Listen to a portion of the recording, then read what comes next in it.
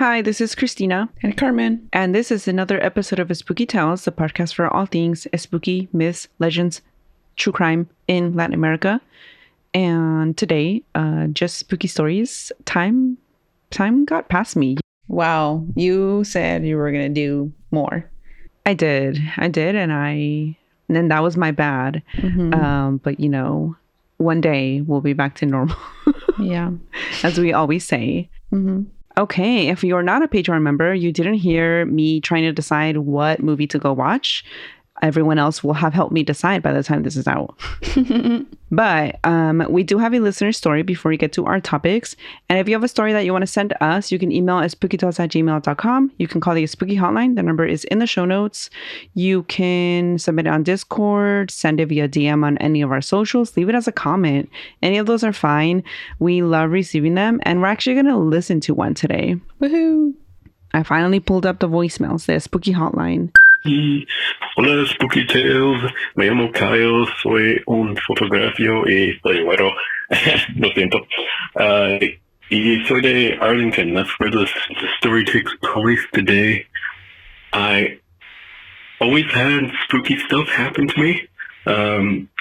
But I grew up in a Christian household, so it wasn't really validated, I'm not Christian anymore, so looking back on these experiences, I'm like, my house was probably definitely haunted. Stuff would fall from my brother's closet, like board games and stuff, all at once. Not just like one at a time, well, sometimes it was one at a time. But they would all, I remember I was in there one time, they all came down at once. I'm like, oh, ran out of there. Then the floor was creaking, but I just thought that was the wood moving. But now that I don't even have wood, and the floor still creaks, I'm like, what? I'm pretty sure I saw the ghost of my dog there, too. Anyway, this isn't a ghost story, actually. This is a alien story. Yay! Mm-hmm. I was driving back with my mom from a volleyball game that I was announcing. I was in high school and didn't have a car, so she had to drive me. But it's embarrassing. But we were in the car and we're at a stop sign, and all of a sudden the radio's going off, and my mom's like, I came up the car. I'm like, that's weird. I'm like, let me look outside. And so I look up, and I'm like, stars are out. Nice night. I see one star kind of moving and getting closer and getting bigger and bigger. I'm like, oh my God. And I see it zigzagging. I'm like, oh my God, Mom, look at this. And she's like, oh my God, what is that? She didn't say that. She's an old one. But, yeah. It zigzagged away, and then just like that, it was gone. And then the car started working again, and we went on our way. Damn. That's my spooky tale. Thank you so much for taking my time and my call. I love your podcast. Bye. Wait, I kind of love how he told that. No, for real. I love how you told us that story. Thank you so much for leaving it in a voicemail. Honestly, that was the best way to receive this story. It was. It really was. I don't think there could have been a better delivery. I don't. No, I really don't. But yeah, no, that was a UFO for sure. Oh, yeah. Funny because one of my stories from Chihuahua today is UFO, an alien story. Ooh. So I was very excited when I found it. Okay. On today's episode, we are sharing myths and legends from Chihuahua. And we've already done like two of the most famous Chihuahua stories. What were they? La Pascualita. Oh, the that's mannequin. Chihuahua. Mm-hmm. Yeah, that is Chihuahua. And that was very early. She is. And then Las Siete Cabecitas. Do you remember that one? Yeah. Mm-hmm. Yeah, in the statue episode. That was, were you officially a host or were you still guest co-host? I was on that episode. It was one of the... That's all I know. Okay, I was like, is it one of the first that you were officially the host, co-host? Could be. I'm not sure. Or were you still the unofficial official I don't co-host? think MJ was there though, so... No, it was just the two of us. Yeah. But yeah, so those are probably the most well-known Chihuahua stories, but like, there's always more, so... Of course. And so we're starting with the Children's Cemetery. Ooh, don't like that. Just a few meters away from Francisco Villarreal Torres Boulevard, in the middle of a modern middle/upper class neighborhood. Upper middle class, it's called, you dumb bitch. Wow, thank you. Let's start from the top. In the middle of a what? Upper middle class. Upper middle class, yeah.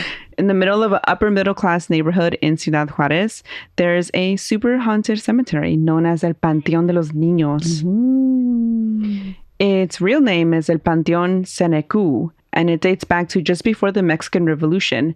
The inhabitants of this neighborhood, the people of El Valle de Juárez, They couldn't make it to the municipal cemeteries like San Rafael. They were too far away to carry their dead loved ones. And so they began to bury them in Senecu instead. They just like, this is a cemetery now, and they started burying their loved ones there. I did see another source that said the cemetery dates back to the beginnings of the 19th century and was built by the Piro people of Senecu. And the majority of those buried are actually adults and not children. And both can be true. Either way, there are both children and adults buried there. Some say mostly children, and it's no longer an active cemetery like in use today. It's been abandoned. It's open to the public in the middle of this neighborhood. It kind of looks out of place if you look it up. I should have showed you pictures. That makes sense that it looks like it's out of place. It does. The houses were built like around this cemetery that was already there. That's kind of creepy. Yes. And you could see the really nice looking houses behind. Like, oh, wow. There's no walls or fences or like a gate, like an entry gate, you know, like other cemeteries have. Yeah. It's just there. Like, if it weren't for the crosses adorning graves, it would be confused for like a vacant lot. Oh, wow. Yeah. I couldn't find when it became abandoned, just that at some point it happened. And since then, people have said that it's haunted. And yeah, the worn out tombstones, the dead grass and growing weeds and children's toys laying around everywhere, it gives it a very creepy vibe. Mm-hmm. Yeah, I'll put pictures in the video and I'll try to remember to post them on Instagram. Those who walk by at night have heard the laughter of children, only to turn and see no one there. Some have even seen shadows of children playing in the cemetery at night. They're looking up from their fancy, expensive houses like, oh, what's that? Oh my God. Imagine you're like in your house and you look out the window. Yeah, that's what they did. Yeah. That's what happened to them. Literal. Literal. But one of the most popular legends told about this children's cemetery is that if you park your car outside of the cemetery at night, leave it there, leave, return, it will be full of little handprints. Don't like that. Why you would try this? Like, why would you go? I don't know. I don't want to know. You know what I mean? Yeah. Those who live in the surrounding neighborhoods have heard knocking in the middle of the night. And when they answer the door, no one is there. And they think it's the spirit of these kids. Oh, wow. Yes. Creepy. Very. I wouldn't want to go check it out. Nope. That was the children's cemetery. Nice, but also not. Right. Next, we have La Casa del Ahorcado. Sounds ominous. Yeah. So this took place in Meoqui, Chihuahua, in the middle of the state of Chihuahua, with a population of 50,000. Within the municipality, there are 464 localities or pueblos, if you will. These are Ciudad Meoqui, Lázaro Cárdenas, Estación Consuelo, Colonia Felipe Ángeles, Guadalupe Victoria, and Las Puentes, home to the Conchos or Yoyis indigenous peoples. The city of Meoqui was named after General Meoqui Magnon, who lost fighting against the French in Parral in 1865. It's 45 minutes from Chihuahua, and like all of Chihuahua, this area did see a lot of action during the Mexican Revolution, which is where the legend of La Casa del Ahorcado comes from. According to legend, the owner of this house was a rich man with a lot of land, someone who benefited from the Porfiriato. No wonder he was Ahorcado? No wonder this became a legend. He became a legend, yes. And as the Mexican Revolution broke out, he decided he had to flee. But he wasn't fast enough. The revolutionary guerrilla arrived and he was cornered. He decided to run to a tree on his property and hang himself. It was better to him. It was better than whatever faced him in the hands of the revolutionaries. This tree is still growing and locals are afraid to go to this abandoned house, because they say that the soul of this man will curse you if you set foot in his former property. I'm sorry, was it not enough that he was like rich in life? He still has to curse people in the afterlife? That's rich people for you. Right. Once cursed, you will continue to experience the paranormal. If this doesn't scare you and you actually go inside, then there's another curse. Curse squared. Wow. There's a staircase inside the house. These stairs have a bunch of names written on them. And if you step on your name, you will die. Okay, if you have a super unique name, I think you're good. I'm not safe. I'm not safe. No, neither am I. No. And if you're Maria, less safe. You're done. Jose, Juan. You're done. Yeah. According to legend, you can cure the curse. Oh. To do that, you have to hang a rope in the tree and then wait for it to swing 5 times. Oh, on its own? Or can you like give it a nudge? No, on its own. Okay. But others say you can't get rid of the curse at all. So you're screwed. Okay. All right then. Never mind. Interesting. I guess en corto, don't go to this house is what I'm getting. And summation, don't go there. Okay. I will keep that in mind. And it looks creepy too. I'll put pictures in the video and on Instagram maybe. Okay. And our next story is Los Monitos de Meoqui. The monkeys, the little monkeys of Meoqui. Ooh.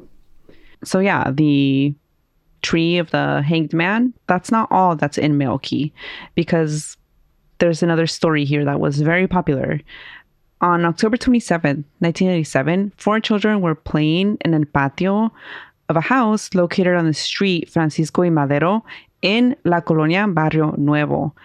And these kids were 12-year-old Sergio Alonso Lira Robles, 11-year-old Javier Valenzuela, and 7-year-old Mario Cosme Alvides Español, and his brother, his twin brother. Twins. Not real twins. They were the other kind of twins. What are they?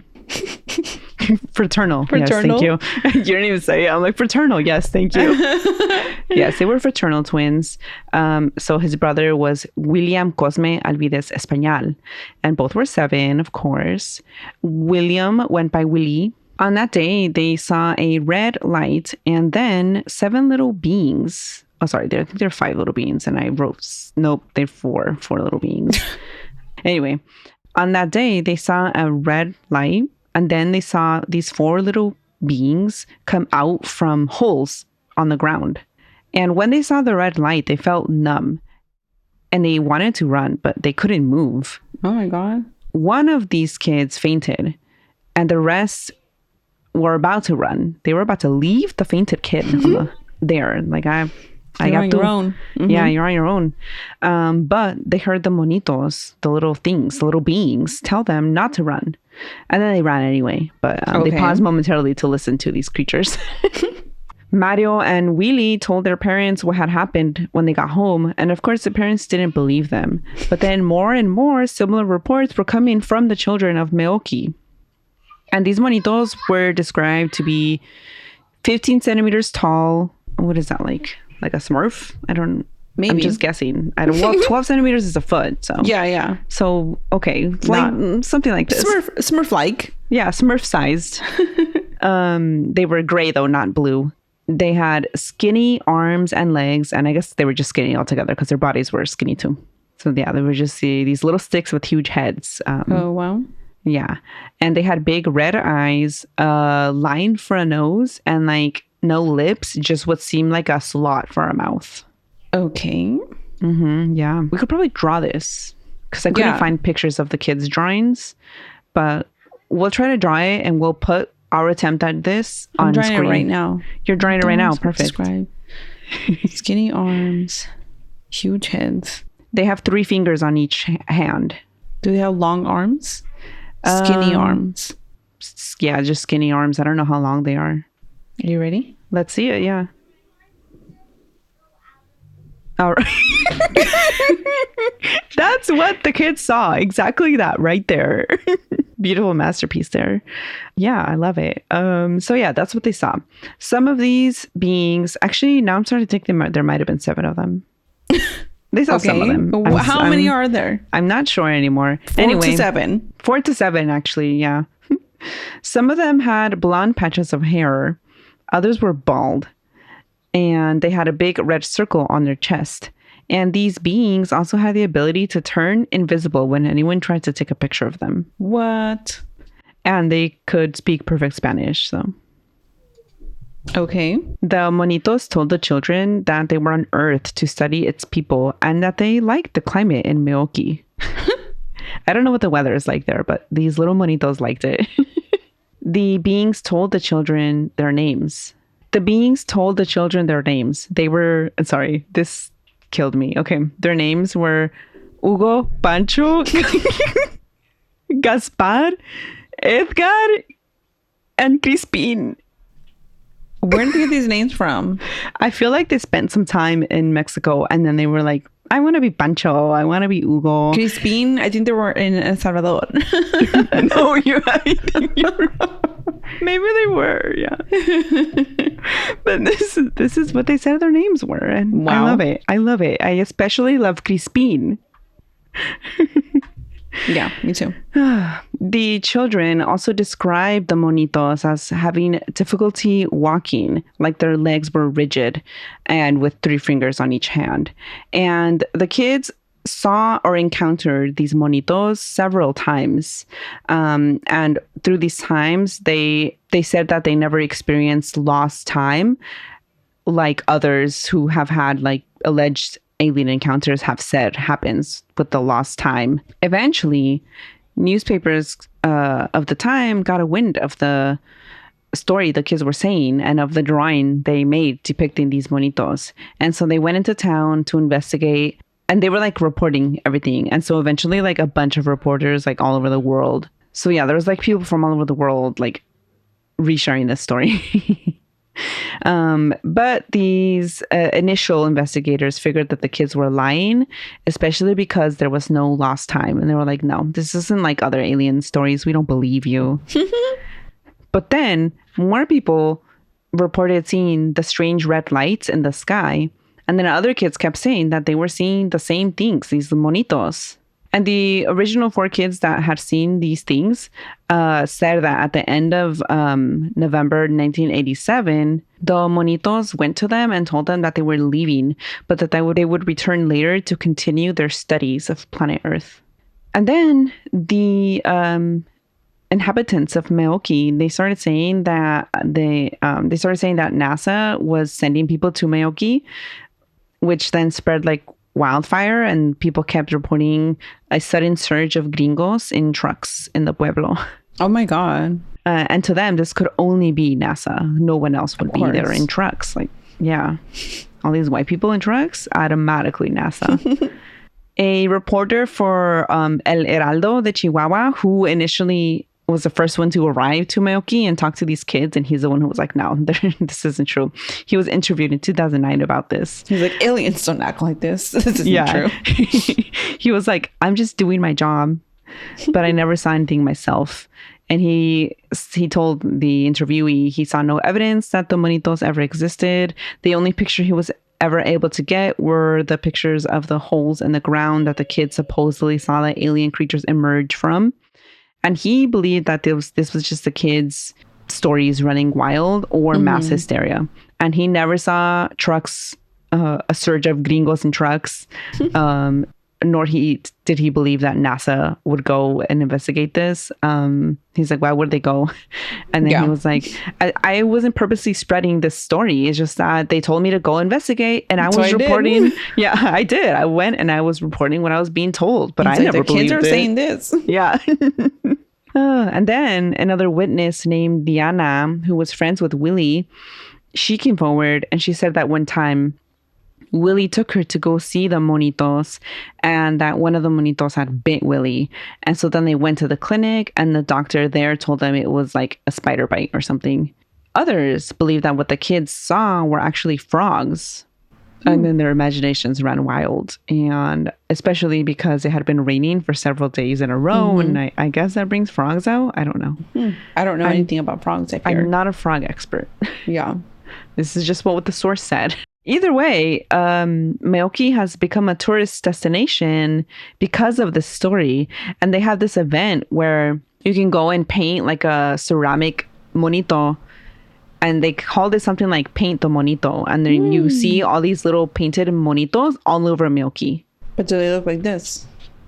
It's very close. Yeah, I'll show you. I think we need to go paint our own monitos.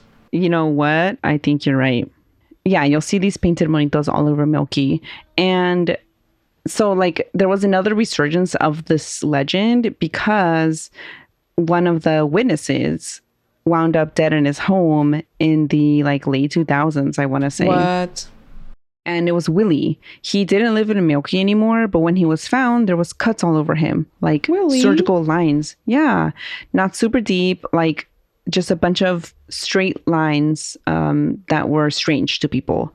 And so he had all these lacerations on him, and then his organs were missing. And they said that his blood had been drained. So people were like attributing this to the aliens. Yeah, to the Monitos. Wow. And that's actually not true. That was an urban legend that was spread about poor Willie. Can you imagine that? Wait, so he wasn't even dead? He was dead. In reality, he was robbed and just stabbed multiple times. Horrible. I mean, that sucks that that happened to him, and then his family had to be like hearing probably like neighbors being like, oh, did you know it was a Monito? They're like, bitch, he was robbed. Okay. Yeah. So his organs were intact. He was not drained of his blood. Wow. Someone just made this up and ran with it. Yeah, and then it was spread. So I want to make it clear that that's not what happened. The Monitos didn't come back for Willie, which is what was being spread or insinuated. But yeah, the story of the Monitos has been attributed to mass hysteria, but some people really, they believe something happened in Meoqui. Interesting. What do you think? I think the Monitos are real.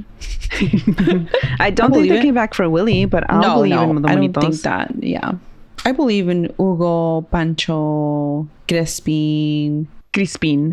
Oh, Crispin. I forgot the other ones. In fact, justice for them. Hugo, Pancho, Gaspar, and Crispin. They did nothing of the sort. They would never. Yeah, they were very nice to the 4 kids. Yeah. They talked to them. They were like, we're here to study. We're the just climate. Like you guys. Yeah. We have the same names. See, I'm Pancho. But yeah, those were just some stories from Chihuahua. This would have been a longer episode, but my ass wasn't able to make it happen. So yeah, sometimes we run out of time. We don't have all the time in the world.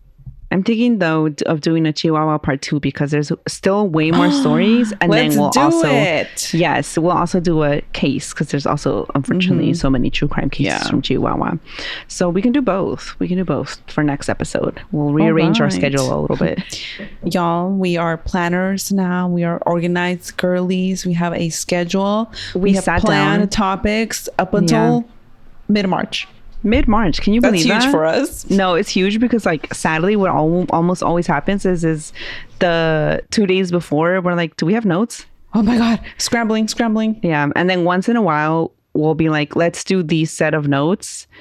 And that's the big episodes that have a ton of parts. Those are those ones that were actually planned. So the Gloria Trevi ones, all the true crime cases in Mexico, those episodes were all planned and actually not rushed. But sometimes we're just I don't know what is going on.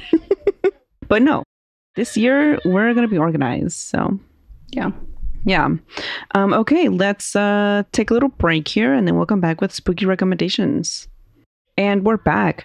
Do you have any spooky recommendations? I don't think I do. I started listening to a book, and then for some reason I'm not listening to as much audiobooks. Well, I have been going on walks. That's why. Oh, that's why. So the loan is about to expire, and I only listened to 10% of it, but it seemed interesting. It was call the devil 3 times. That sounds cool. No, it seemed interesting. It's a different time frames. Generational story. So I think I'm gonna borrow it again because there was no one else that wanted it. So you can extend it and actually finish it. Okay. I watched Bugonia, and it's more spooky adjacent because it's a thriller. I didn't even know it was a thriller. I had no idea what it was about. Oh, all I knew is that Emma Stone shaved her head. That's it. And that Jesse Plemons, one of my favorite white men, was in it. That's all I knew. Ew. But it's an eco thriller. Eco, I'm sorry, I didn't know you were ecology. Saying ego or eco. Eco with a C. I didn't know it was an eco thriller. How so? Well, Jesse Plemons' character convinces he's like a low income beekeeper hobbyist who works like at a what you could say would be like an Amazon warehouse pharmacy, but for like medicine. Okay. Actually, Amazon does have a pharmacy, so you could say like that, but like a pharmaceutical company's warehouse, basically. Okay. Something like that, where he's just packaging orders. So it's a low income job. He and his cousin both are beekeepers, and they're the only ones in this like house. So Jesse Plemons' character is like convinced that like a weird conspiracy nut type person where all they listen to is like people talking about reptilians and aliens. And so he's convinced that the CEO of his, a CEO is responsible for the bees dying, that they've released this like chemical into the and like that's partially true. You can blame Monsanto. Yeah, you for the endangering the bees. That's not a lie. However, he takes it to a whole nother level. He makes a plan with his cousin to kidnap the CEO. Okay, and this Emma Stone. Yeah, and first you think... I thought Emma Stone was like a baby who grew really fast.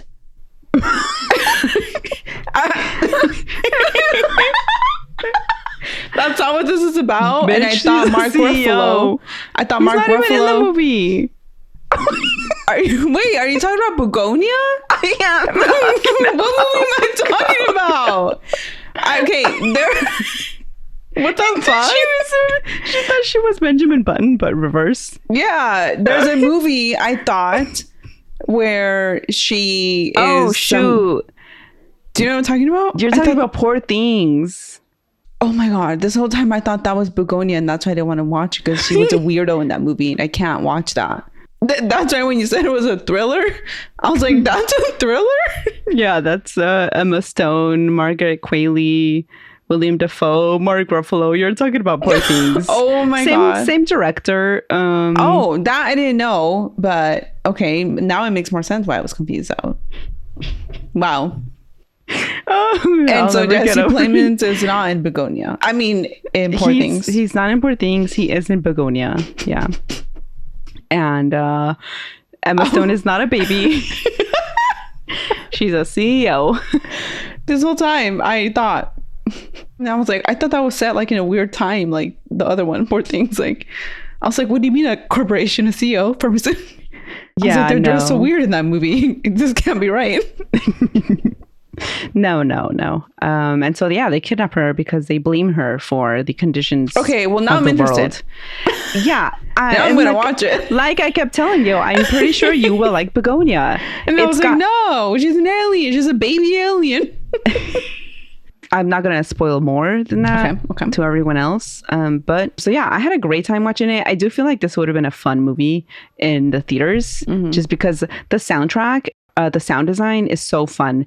It's like it has very funny moments, but it's also very dark. And so there's parts where like Jesse Plemons is like, I don't know, chasing her or something like that. And then the music is like, this just like very exaggerated, like, I don't know, like a string instrument. I don't know these terms. I see. But it, like imagine like Bugs Bunny in the opera when he's like, that type of music. It's very exaggerated, but it's so fun. So I think this would have been a fun one to watch in the movie theaters. Obviously I didn't, but it was still very fun to watch at home. So I do recommend it. Also, again, if Jesse Plemons is in it, and most of the time, if Emma Stone is in it, I will watch it. I haven't watched Poor Things, though. I'm not watching that. You know what it is? It's the way her eyebrows are done in the movie and her creepy long hair. I can't watch it. Yeah, no. It's giving girl now. Yeah. It's giving the girl from The Ring. Yes. Yeah. With very thick eyebrows. But yeah, that brings us to the end of the episode. Don't go leaving your parked car in front of cemeteries. Don't go to La Casa del Ahorcado, más bien. True. And yeah, other than that, stay spooky and we'll catch everyone next time. Bye. Bye.